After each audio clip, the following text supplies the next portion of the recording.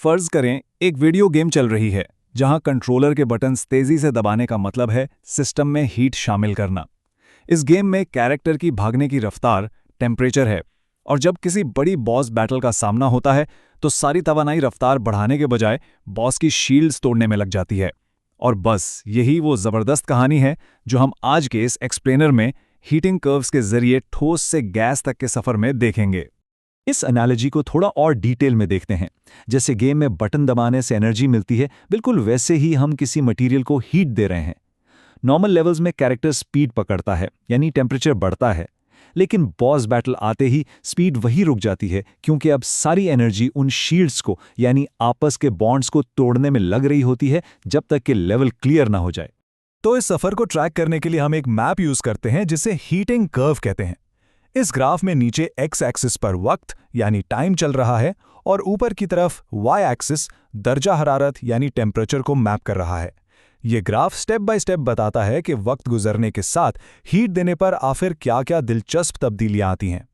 सफ़र शुरू करने से पहले एक बुनियादी टर्म को समझना ज़रूरी है, और वो है काइनेटिक एनर्जी। आसान लफ्ज़ों में कहें तो ये सिर्फ हरकत की तवानाई है। जब किसी चीज़ के ज़र्रात यानी पार्टिकल्स तेज़ी से वाइब्रेट करते हैं या इधर-उधर भागते हैं तो हम कहते हैं कि उनकी काइनेटिक एनर्जी बढ़ रही है। अच्छा, अब इस ग्राफ के पहले हिस्से पॉइंट ए से बी तक पर नज़र डालते हैं। यहाँ एक सॉलिड यानी ठोस चीज़, मिसाल के तौर पर बर्फ, हीट जज्ब कर रही है। जैसे जैसे उसे हीट मिलती है उसकी काइनेटिक एनर्जी बढ़ती है, पार्टिकल्स तेज़ी से वाइब्रेट करने लगते हैं और इस वजह से हमें ग्राफ में टेम्परेचर ऊपर जाता हुआ साफ दिखाई देता है। लेकिन सॉलिड हमेशा सॉलिड तो नहीं रहता ना। यहाँ एक नई चीज़ सामने आती है, इंटरमॉलिक्यूलर फोर्सेस। ये समझ लें कि ये वो बॉस शील्ड्स हैं जिनका हमने शुरू में जिक्र किया था। ये वो मजबूत कशिश की कुव्वतें हैं जो पार्टिकल्स को आपस में जोड़कर सॉलिड शक्ल में रखती हैं। आगे बढ़ने के लिए इन शील्ड्स को तोड़ना बहुत ज़रूरी है। और इन फोर्सेस या शील्ड्स को तोड़ने के लिए जो मखसूस एनर्जी चाहिए होती है उसे लेटेंट हीट ऑफ फ्यूजन कहते हैं।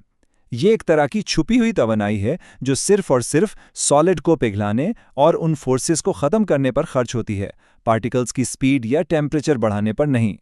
अब जो चीज़ यहाँ सबसे दिलचस्प है वो है बी से सी तक का ग्राफ, जो बिल्कुल फ्लैट या सीधा हो गया है। यहाँ मेल्टिंग यानी पिघलाव का अमल हो रहा है। आप नोट करें कि टेम्परेचर बिल्कुल मुसलसल है, बढ़ नहीं रहा। क्यों?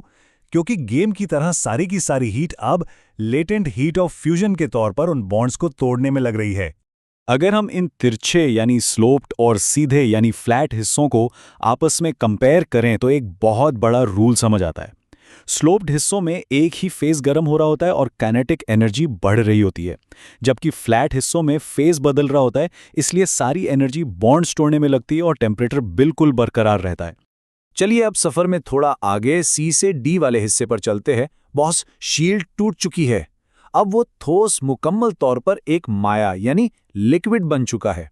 अब ये लिक्विड मजीद हीट जज्ब करेगा, इसकी काइनेटिक एनर्जी दोबारा बढ़ेगी, पार्टिकल्स और तेज़ी से हरकत करेंगे और टेम्परेचर एक बार फिर से ऊपर जाना शुरू हो जाएगा। अगले लेवल या फ्लैट हिस्से पर आने से पहले एक और टेक्निकल टर्म को डिफाइन कर लेते हैं, लेटेंट हीट ऑफ वेपराइजेशन। जब लिक्विड उबलने के करीब होता है तो ये वो हीट एनर्जी है जो लिक्विड के पार्टिकल्स के दरमियान बची कुची फोर्सेस को पूरी तरह तोड़ने और उसे आज़ाद करके गैस में बदलने के लिए इस्तेमाल होती है।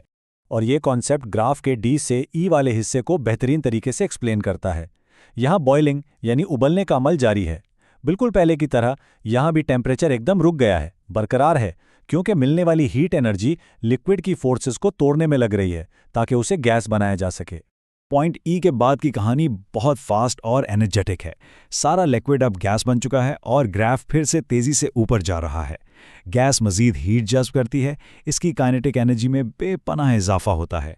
पार्टिकल्स पागलों की तरह बहुत तेज़ी से इधर उधर भागते हैं और नेचुरली टेम्परेचर मुसलसल बढ़ता चला जाता है।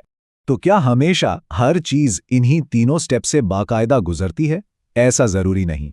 एक बहुत ही मुनफरिद अमल भी होता है जहां मवाद दरमियानी लिक्विड फेज को बिल्कुल ही बायपास कर देता है और एक डायरेक्ट शॉर्टकट लेता है। इस नए और अजीब अमल को डेपोजिशन कहते हैं। ये बिल्कुल ऐसा है जब कोई गैस लिक्विड बनने के बजाय सीधा और बराह रास्त ठोस यानी सॉलिड में तब्दील हो जाए। ये हीट देने पर नहीं, बल्कि गैस के अचानक ठंडा होने पर पेश आने वाला एक उल्टा प्रोसेस है। डिपोजिशन के मैकेनिज्म को अगर थोड़ा डिटेल में देखें तो गैस के पार्टिकल्स अचानक अपनी एनर्जी खोते हैं और बिल्कुल सुस्त पड़ जाते हैं। फिर उनके दरमियान कशिश की कुव्वतें उन्हें जोर से खींचकर वापस सॉलिड शक्ल में ले आती हैं।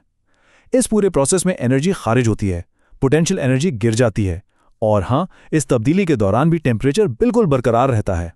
अगर आज के इस पूरे एक्सप्लेनर का निचोड़ निकालें तो आपको आगे के लिए सिर्फ 3 अहम बातें जहन में रखनी है। पहली, ग्राफ के फ्लैट हिस्से फेस चेंजेस को जाहिर करते हैं, जहां टेम्परेचर कांस्टेंट रहता है।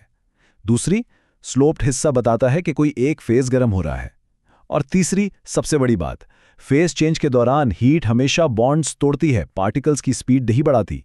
और अगर आप एग्जाम्स की तैयारी कर रहे हैं और सोर्सेज में दी गई एग्जैक्ट टेक्स्ट बुक डेफिनेशन की तलाश में हैं, तो वो कुछ यूं है। हीटिंग और कूलिंग कर्व्स दिखाते हैं कि फेज ट्रांजिशन यानी हालत की तब्दीली के दौरान ज़र्रात की तवानाई कैसे तब्दील होती है।